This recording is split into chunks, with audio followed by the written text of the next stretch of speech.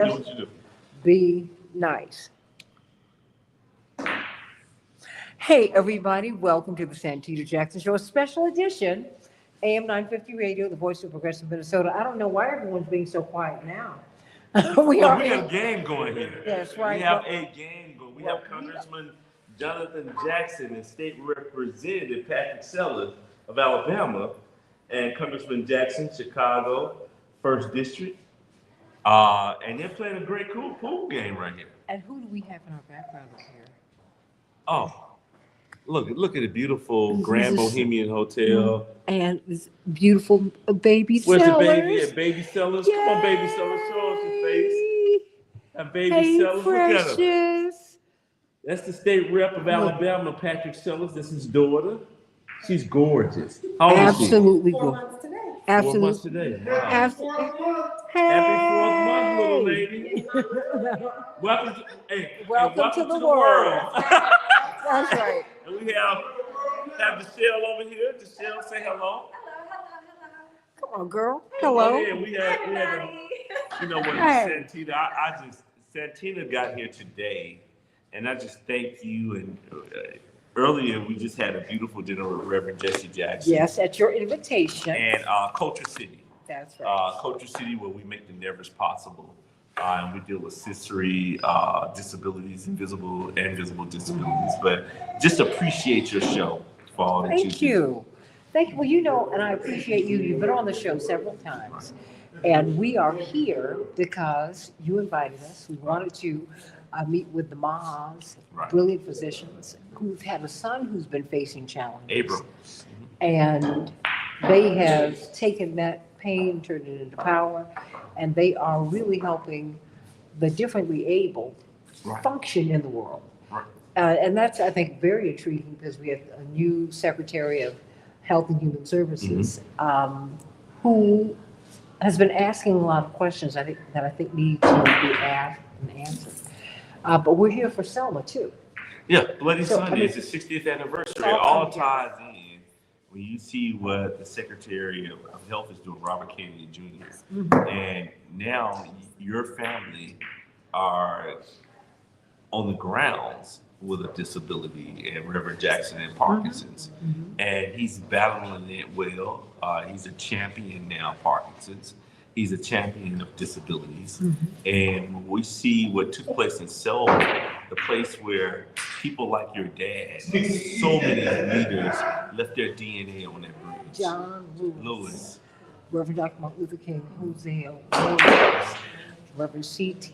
Vinton, Y.T. Walker, Mrs. Bernard Lafayette. Oh my gosh. Reverend Dr. Martin Luther King, James Bevel, Diane Nash Bevel, Fannie Lou Hamer, so many people, whether they were on the bridge that day or not. Their DNA resides there forever, for perpetuity. You know, and the blood never loses power, as they say. Right, you're right. That having been said, and so we're here doing different things. And of course, they're playing in the background, and we've had just a wonderful dinner. Pastor Tommy Lewis, who we just love so much. Retired from Bethel Baptist Church here after over 60 plus years. Unbelievable. Him and his beautiful bride at the table. It was a great dinner there. Dr. Julian Maha, the co-founder of Culture City, we wanted you all here. I knew you were coming to Selma for the 60th, and Reverend Jackson definitely wanted to be at the 60th because he felt that this was going to probably be his last venture to visit Selma the way he wanted to visit. In one of the big years. The big years, 65, 70. And he was here, indeed, 60 years ago. And my brother, former Congressman Jesse Jackson Jr., was born while he was marching. Wow. And of course, we can never forget that night, Mrs. Viola Liuzzo, a Detroit mother of 5, white woman who had seen Bloody Sunday. And she was so moved that she came down and she said, just let me do something. I want to do what I can. And one of her tasks was to drive people to the airport. And she was killed after the march that night. Wow. After the Selma to Montgomery march, which were 3 marches actually. And Reverend James Reed, white American Universalist preacher, came in, married, children.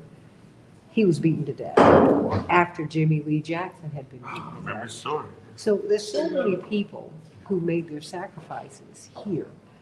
And there's just, the soil is rich. Well, that's why they call Selma the black belt, because of the rich soil. Everything or anything can grow there. But a lot of great black distinguished people grew there, and they're still growing there. And I would be remiss if I didn't thank one of our greatest supporters for Culture City and the city of Birmingham, Mayor Randall Woodford, who's doing such a beautiful job.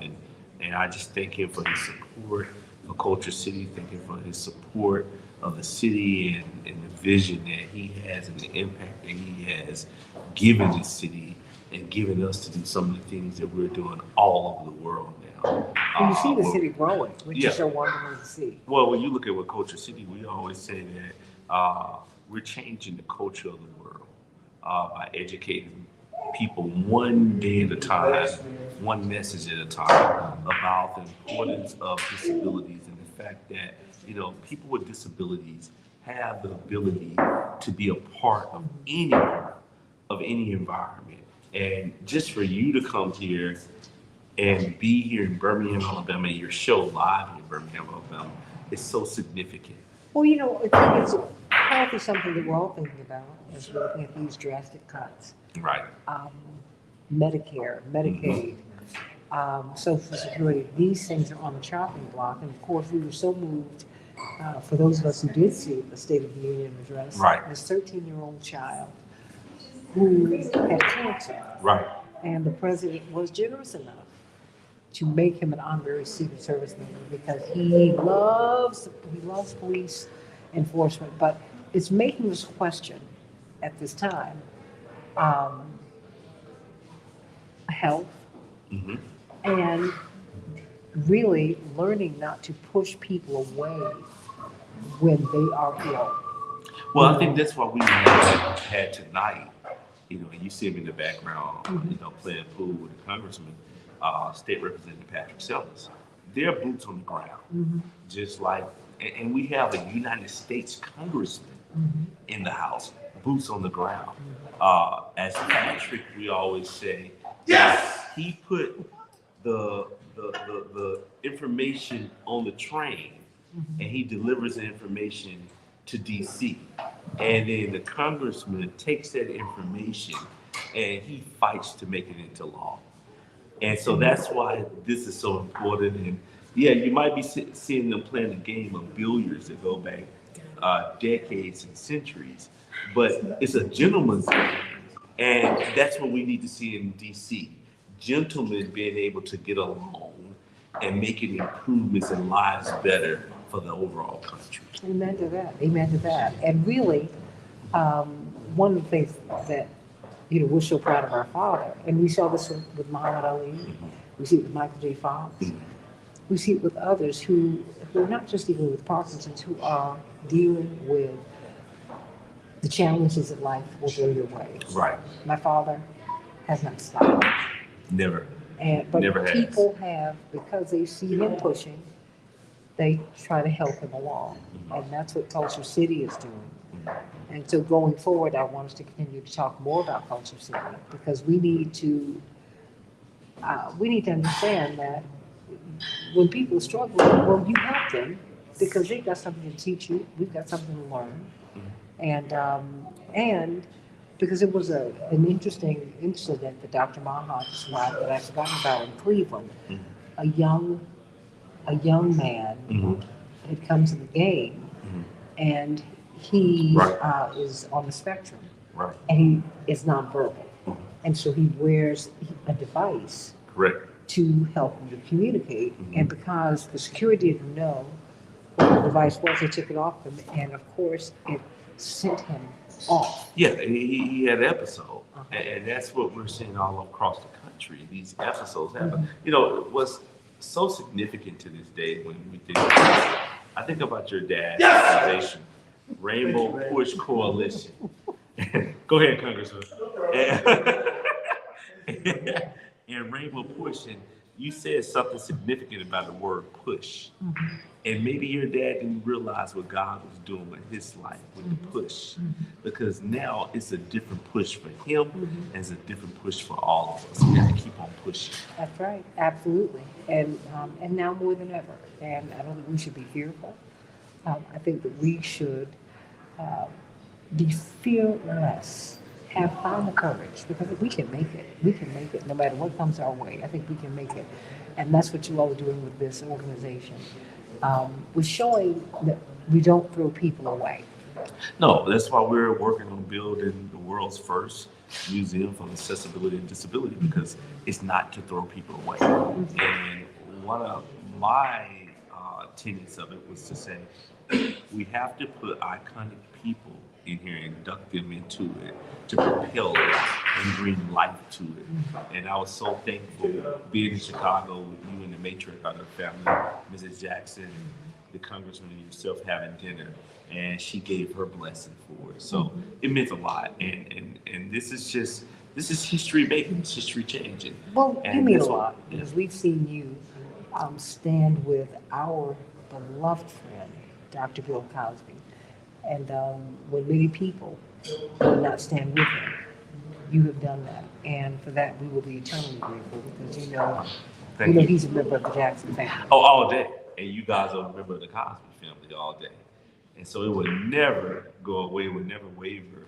And the history that you taught me, how 84 was so significant. That's just part of it. Right? The That's just part 80s of was it. so significant because black people changed the world. Reverend changed the world running for president in the Cosby Show. So many things happened in the 80s that changed the world. And that year- HBCUs became Thanks to him. benevolent because of him Thanks to him. and whole. Thanks Yeah, to him. yeah. Thanks to him. Because, I mean, look, when A Different World came on television, I went to Howard, of course, you all know this. We got your homecoming. We looked around, we're like, do we know these people that go here? We know homecoming is packed. Right. But but he also, in the midst of that, he would come to our homehouse. Mhm. I mean, they have the biggest television star in America be at an HBCU homecoming, and he would sit on one side, and then during halftime, he'd walk across the field, Okay. and he'd sit on the other side. Oh, wow.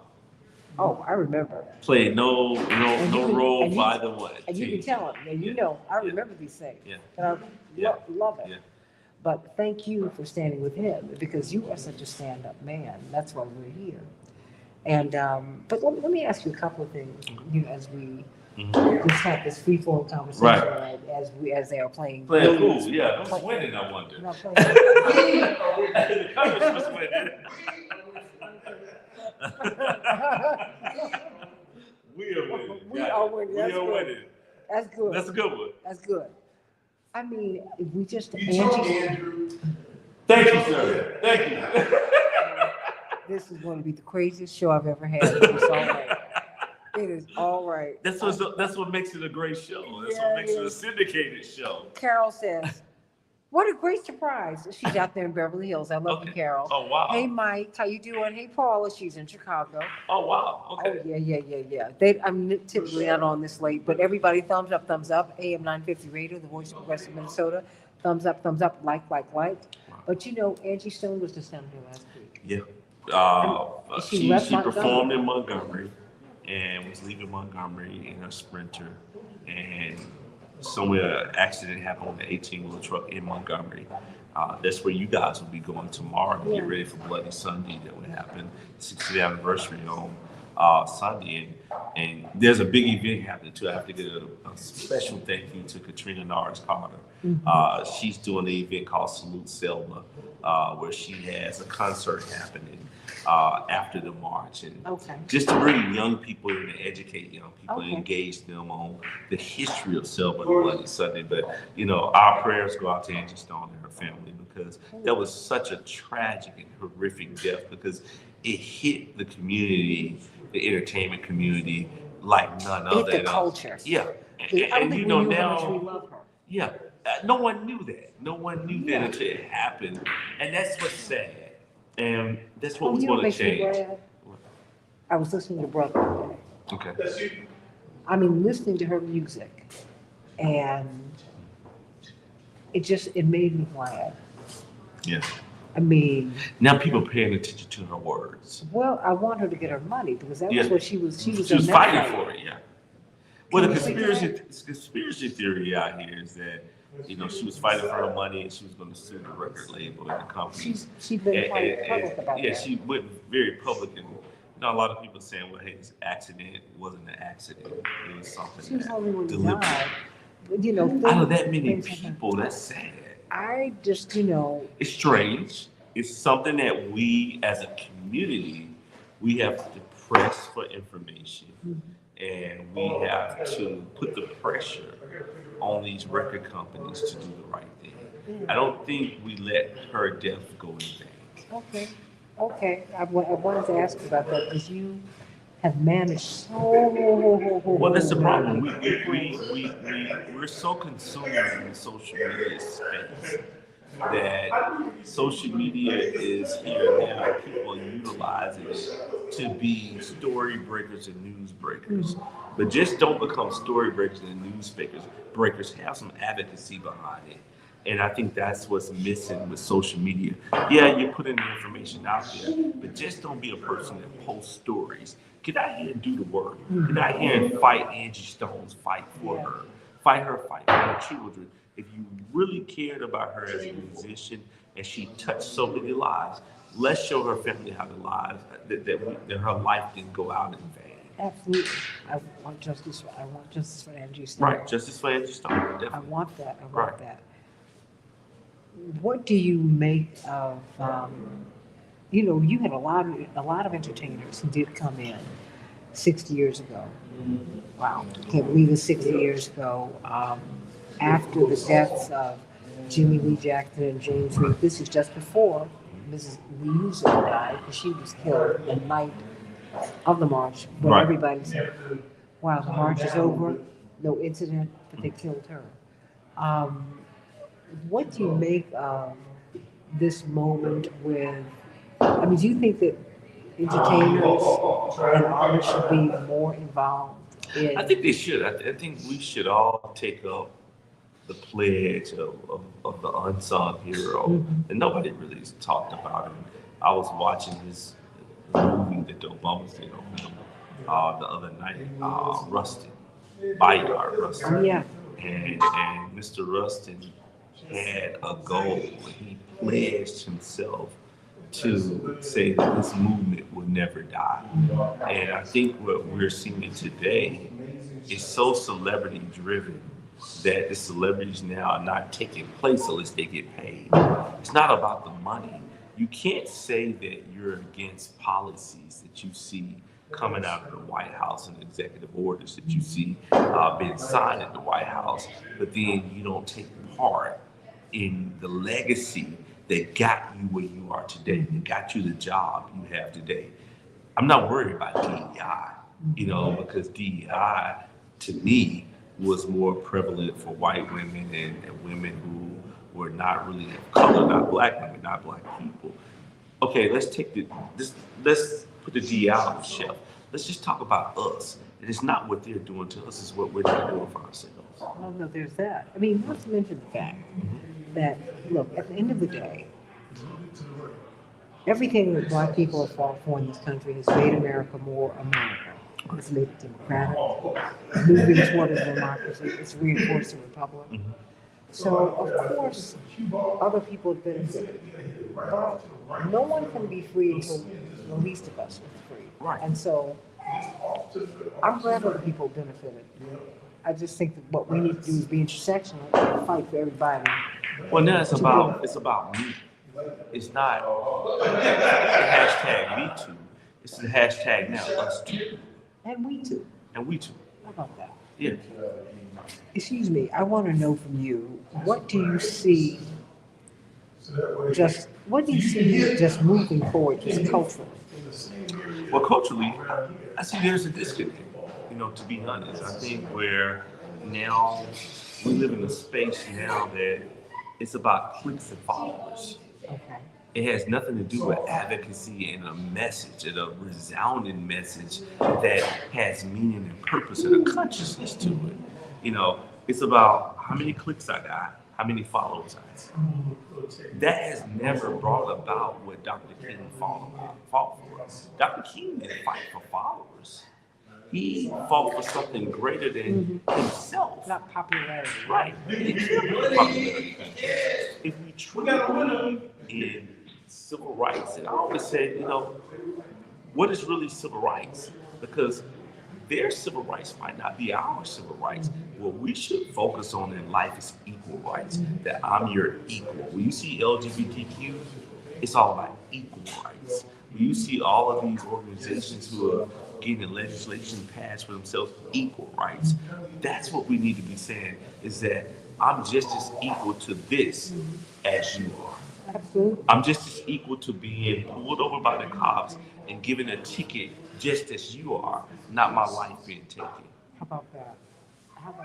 Because that's where we are right now. It's about equal rights. Yeah. And civil rights, right? Civil rights. We got to get our. But first we got to be civil to each other. Mm-hmm. We have to learn that if you go into like they say, you go into the Jewish community, that money turns over 5 to 10 times before it goes outside the community. Mm-hmm. We have enough black businesses. HBCUs were created not for us to go work for someone, but for us to become entrepreneurs. Amen to that. We're the true DEI. We can create our own destiny, our own equity, our own inclusion. Absolutely. And we can do that. Yeah. Well, I'm just very excited because every time I talk to you, something big has happened in the entertainment world.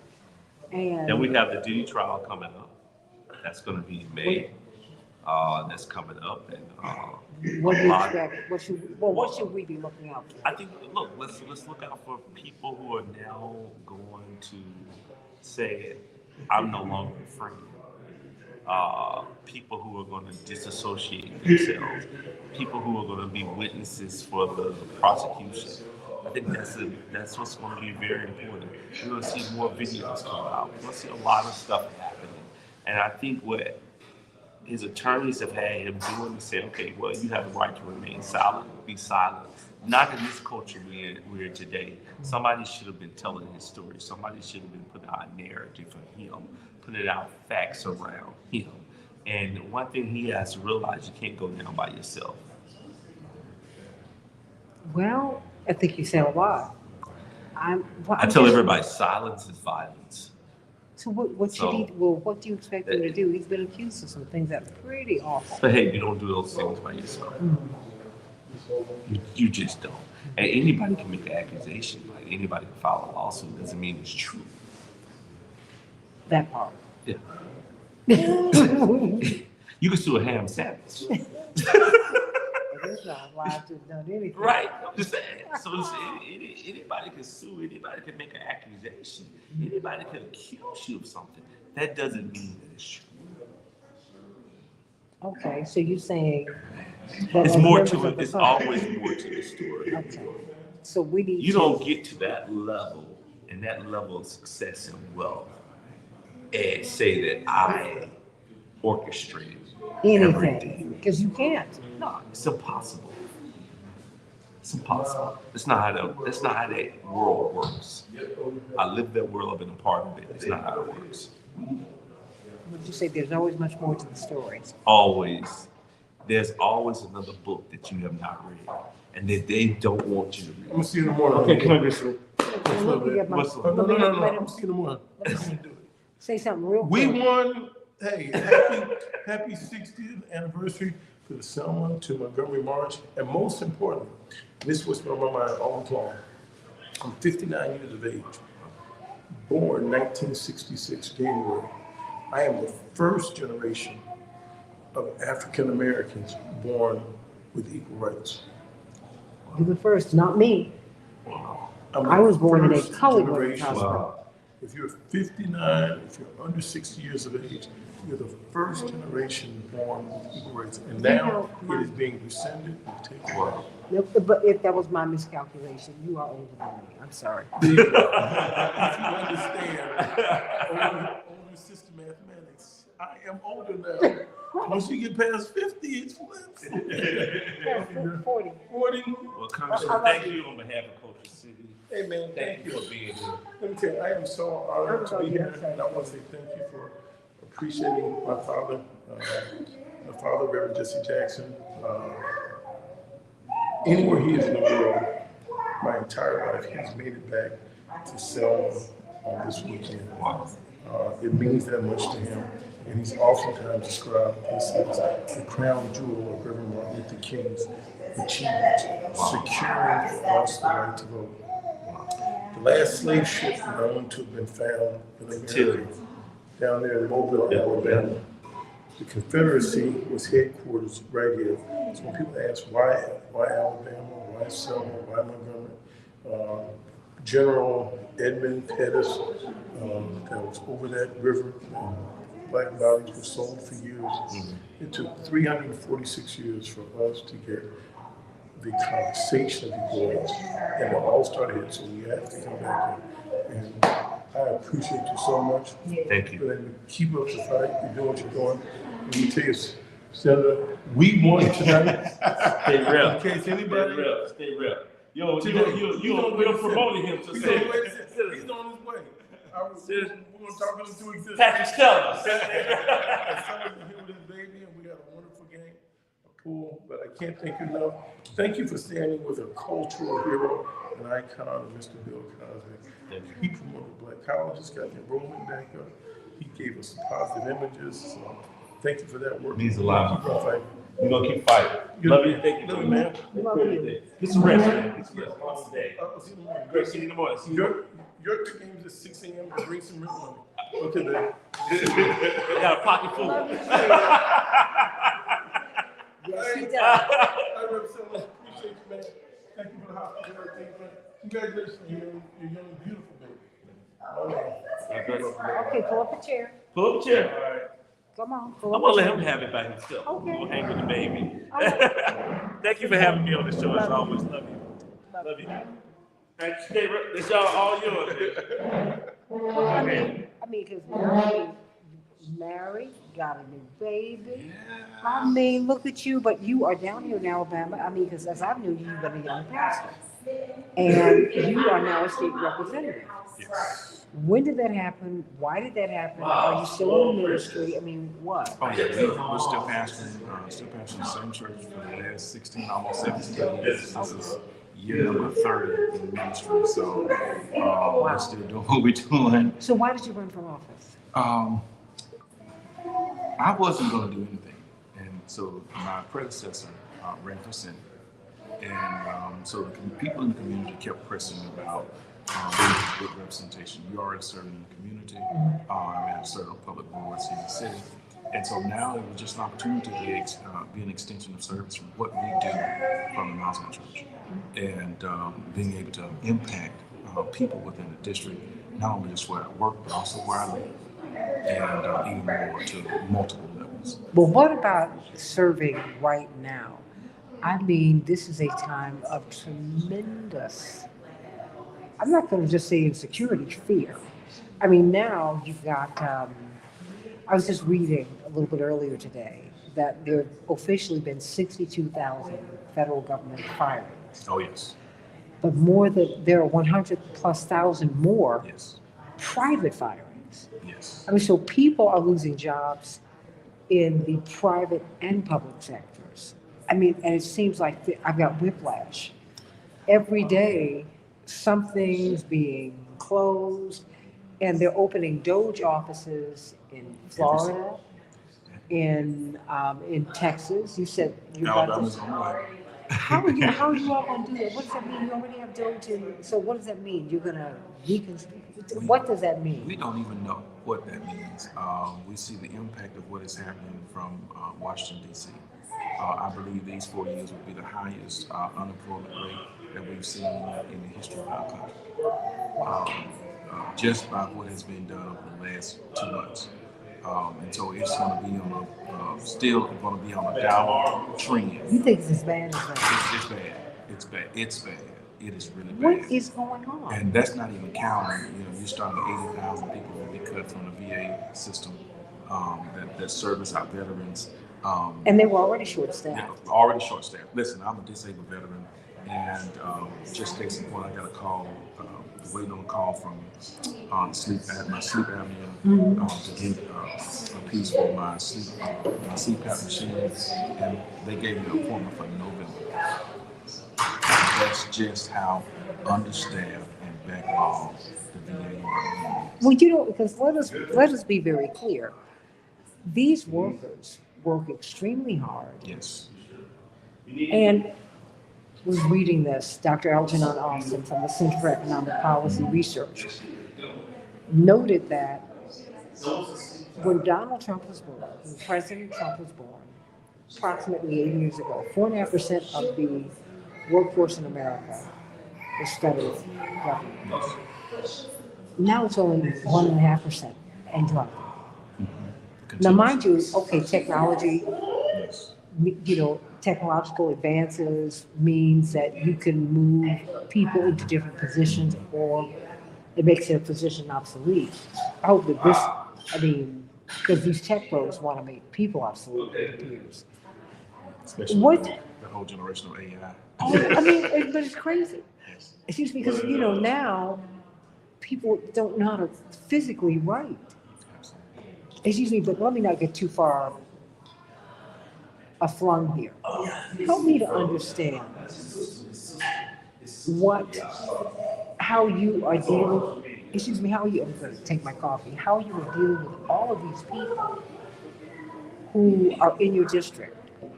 We're hearing from Washington, but you're feeling it here. 80% of federal workers don't live in the DMV, DC, Maryland, Virginia. They're all over the country.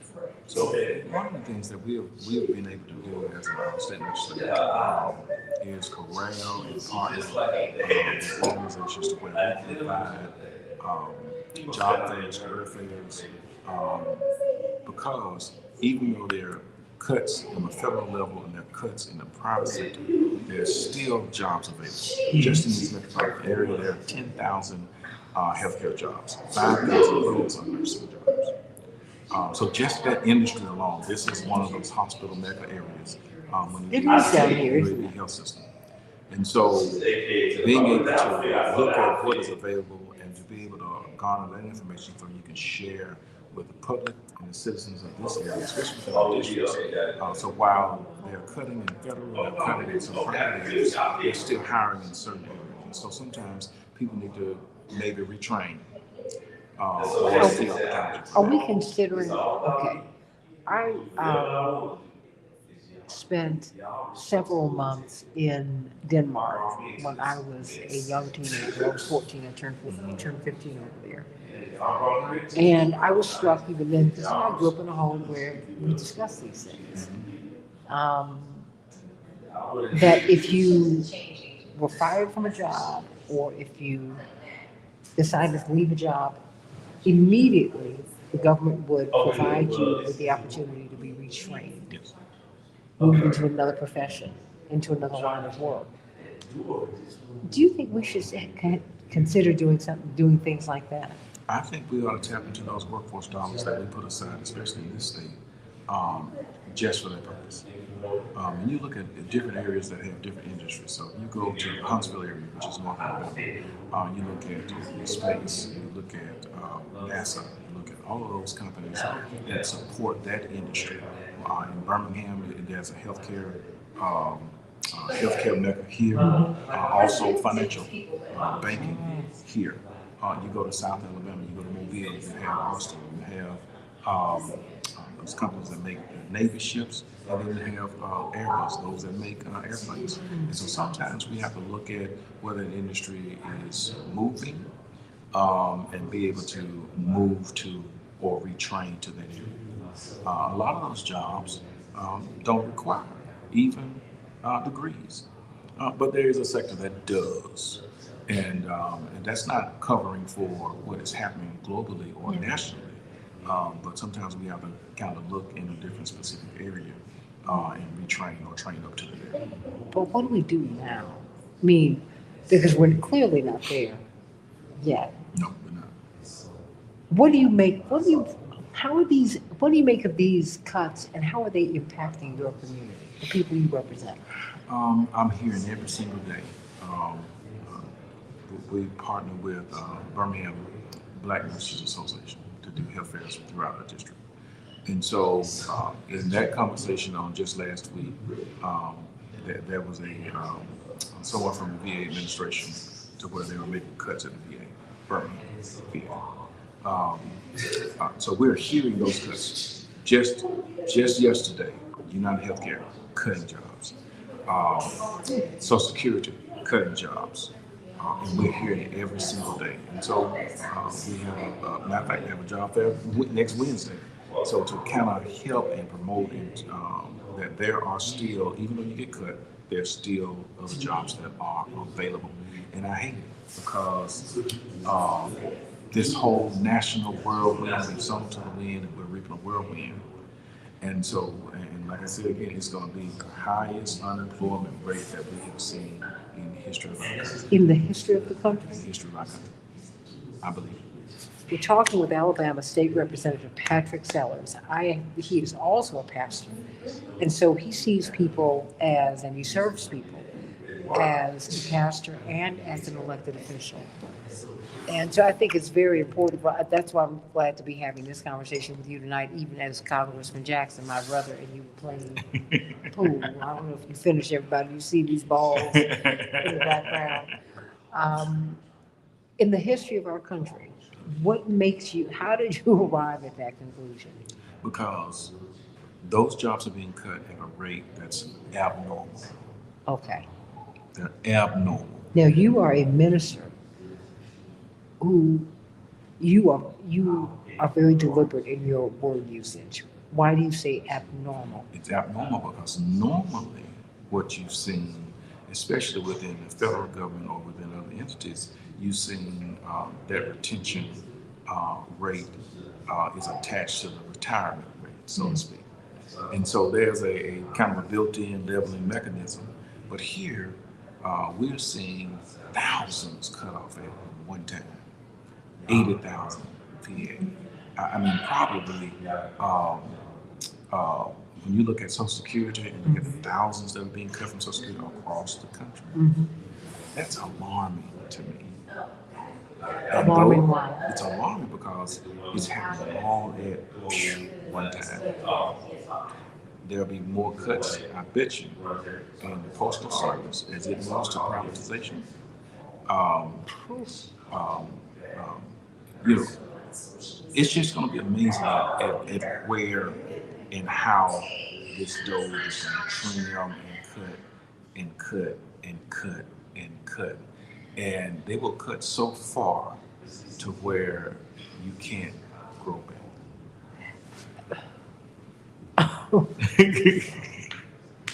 And so until we cannot grow back? Until we can't grow back. Because even though there have been some cuts in certain areas now, they're trying to send emails saying, hey, we need you to come back because you cut too fast, too quickly. It's not measured, it's not leveled, it's not on an equal playing field. It's just, hey, y'all on probation. We cut all the probationary employees off. They're probation, they're there for a reason.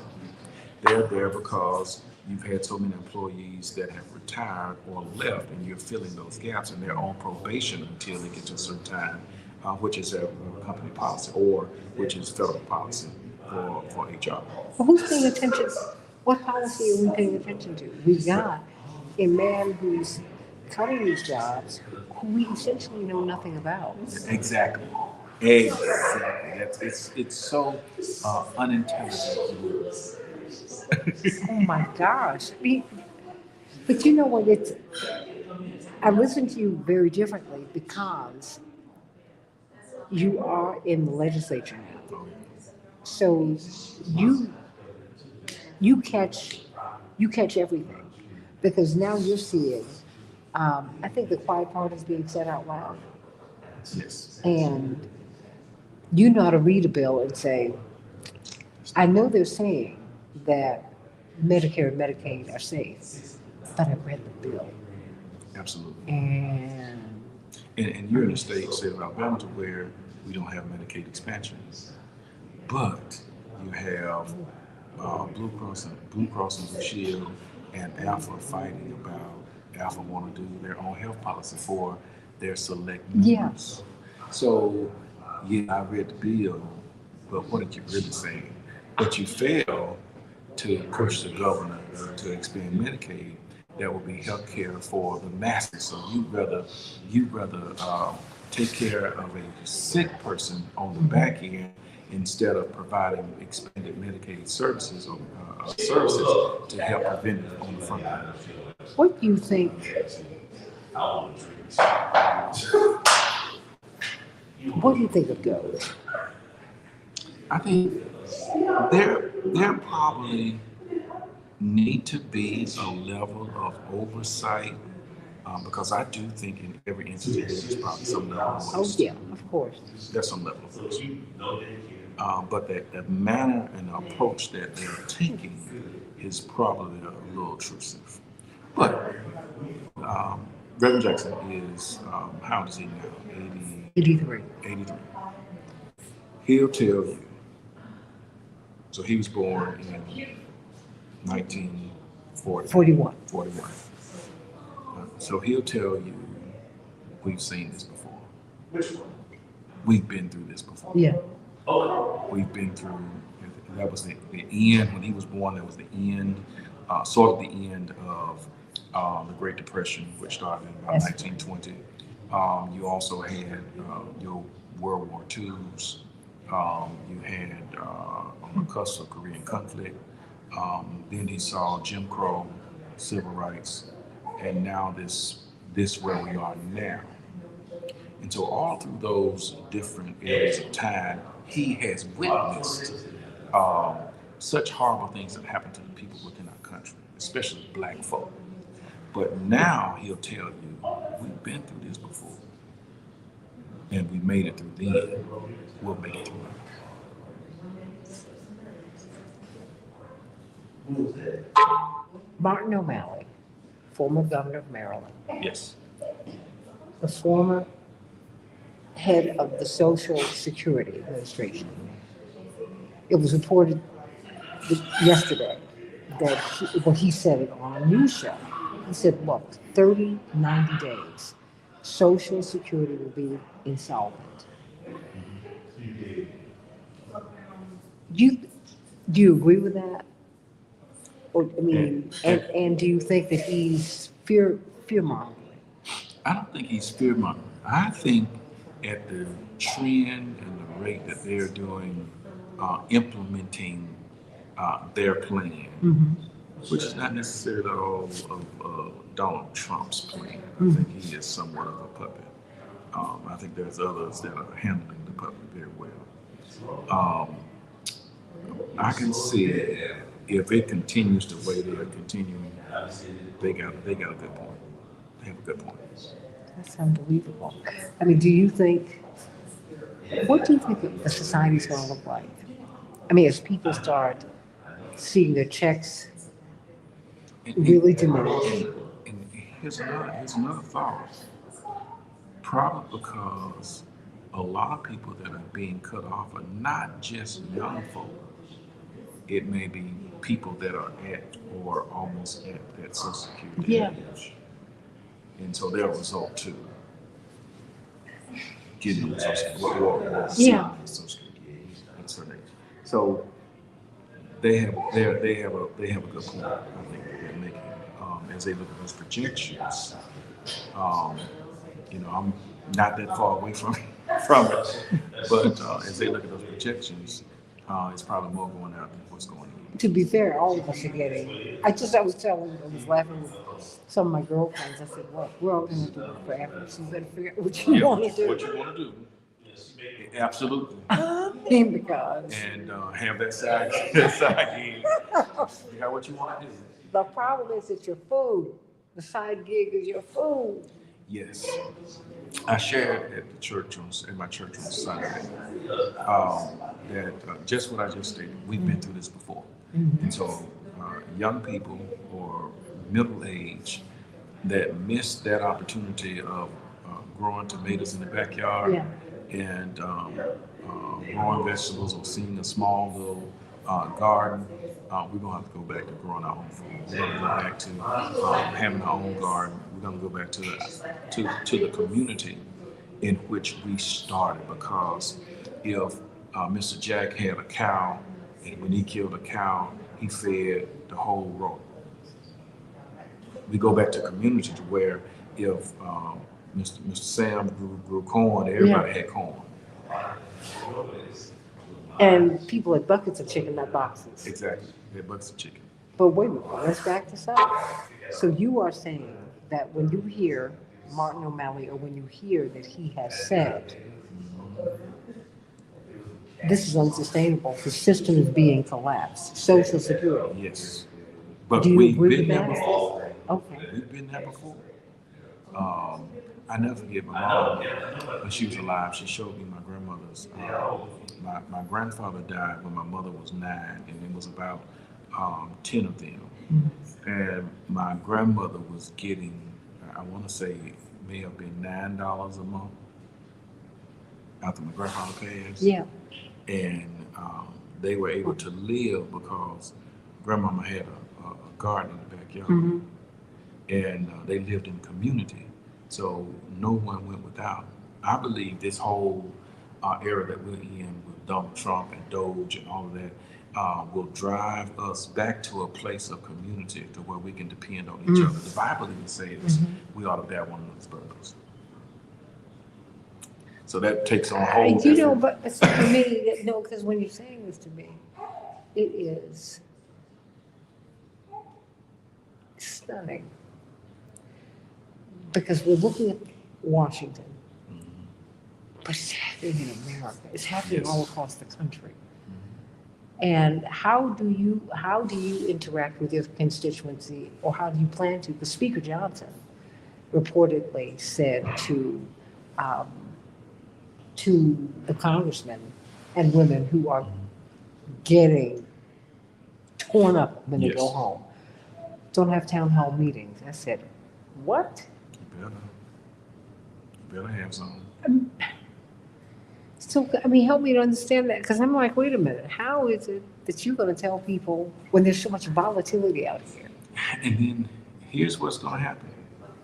You have two sides, the have and the have-nots. I can still buy $9 dozen eggs. We're not going to miss a beat Yeah. because I have to have them 2 eggs every morning. And that's just what it is. But what about those that cannot afford it? It's going to come down to the have and the have-nots. I don't even know what to say to that. So, what offers a prescription? Write it up. I know I can't read it, but somebody can. When I present, for the need for the medicine, this is sounding awfully bleak. It is. And so it should make us look at every aspect of human existence, where we are, what we're doing, how we're moving, every aspect, all the way down to how we raise our children, how they're educated, and how they move into industry, whether they become employee or employer, entrepreneur or not. But you know, my question then is, just very quickly, we only have a few more minutes here, about 4 or 5. What should people do? You've got these hits coming quick, fast, and in a hurry. And you're in a unique position. You're in the same position Bill Gray was in. He pastored Philly Yes. and became, at that time, highest ranking black in the U.S. House of Representatives. He was in leadership. Adam Clayton Powell. Yes. I mean, it's just on and on. I mean, see, Reverend never held elective office, but, you know, having a church background gives you space. My question for you then is, what do you tell people now? When someone comes to you and they say, I've lost my job. And Sunday I had, and I shared with them Yeah. hope, and that your hope should be in God, not in man. God was taking care of you before you was working a federal job. He'll take care of you afterwards. Well, now that's true. What,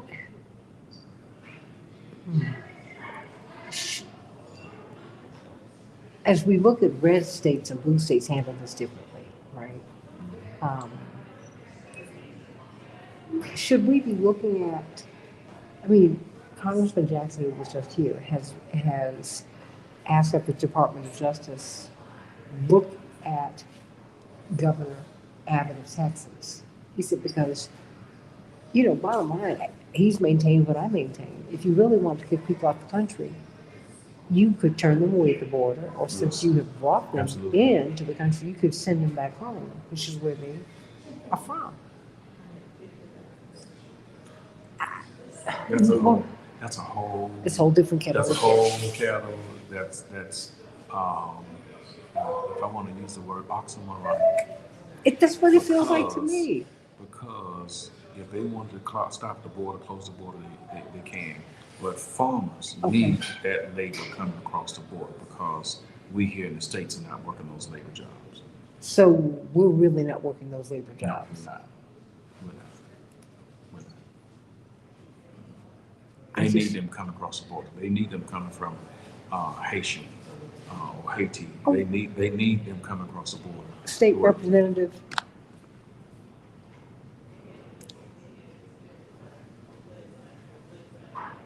I'm speechless because I'm trying to figure out immediately what we can do. Because you're telling me Doge is coming to Alabama. Yes. I'm seeing it they've had a rocky start in Florida, but they're gonna clean that up. That's real. Yeah, we're coming right out. I just need you to close me out. Help me to understand what people need to be doing. I think people need to be looking, paying attention, but also if cuts happen to you, you have several options. Mm-hmm. You do have options, and the beauty of it, you can train up. And I know it's hard to go and look for another job or go and look for another industry or trying to train up or you're so close to retirement, whatever the case may be. But I think people need to be vigilant, be watchful, and the next time there's opportunity to vote, go vote. This is where you see your vote is very important. And just think about what would have happened if people would have woken up and went to the polls and voted instead of complaining about a woman being in the White House. It would have been a difference. It would have been a change. Well, you know what? I tell you, I hope you'll come back on the show. Because I think that going forward, we're going to have to talk to people all across the country and figure out how we're going to make it through this. Because every day I see evidence that people are frightened to death, just frightened to death. And desperate people take desperate measures. Yes. And I think that's what's unsettling. But give us a word before you go, because I'm so hopeful. Because I think that even at this time, and maybe especially at this time, a lot of good can come out of this, as painful as it is. Do you Stay agree? hopeful. Stay hopeful. Put your trust in God. He was taking care of you before. He'll take care of you afterwards. We've been through this before. We've seen this before. And we've seen the hand of God move and he'll move. Amen to that. Sending you much love. All right. AM 950 Radio, everybody. We are going to be in Selma tomorrow, Saturday, Sunday, the 60th anniversary of that march. And I really, really, really hope that you'll be there. I'm going to be shooting some videos so that you can see. Sorry for coming at you so late, but we drove down today, and now we are shutting it down for the evening so we can be fresh and ready to march and talk and meet all weekend long. And then, of course, Monday, I will be in New York for Roberta Flack's service. I have the honor of participating in that. And in the meantime, I'm sending you so much love. And thank you all for joining me late tonight. And hey, keep hope alive, everybody. AM 950 Radio, the voice of Progressive Minnesota. Love you. God bless.